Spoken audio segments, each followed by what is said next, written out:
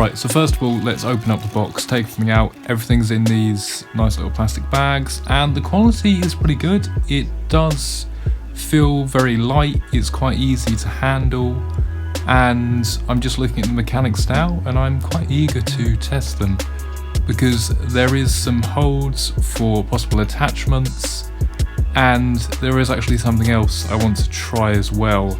Now, the flexibility of this is actually pretty damn good, and it's literally like bending like a thick wire, well, with rubber on the outside, because that's essentially what it is. They also have these sort of snapping out bits, so if you do just want to use it as a regular tripod, it's pretty good. And pushing it back into place, it doesn't go exactly straight, but I guess that's the whole idea, to find some sort of position where you can hold it at a comfortable angle. Now, this thing here allows you to then move the head around, because it's got a 360 sort of bobble head rotating degrees. Sorry, I'm good at this, I haven't really done a review video before. And you've actually got a couple of attachments. This one is for your phone and Android devices, and essentially you put it in this clip here, which you can adjust by pushing these clips inwards and upwards to expand and contract this thing to fit the size of your device. And I'm guessing it only really works with iPhones and Androids, because an iPad or something is not going to fit in there. And that fits on there pretty good as well. I have tried it out, and you can actually lay it down flat and upright. Now, this thing is for attaching cameras and or GoPros, which have their own sort of little attachment stands as well. Speaking of which, I do have not a GoPro, it's called an Apex Cam, and as you can see, the attachments here are pretty much the same, which means I should be able to attach this to my tripod fairly easily. Now, these aren't the same brands, but these are quite common attachments, so you should find it quite easy yourself.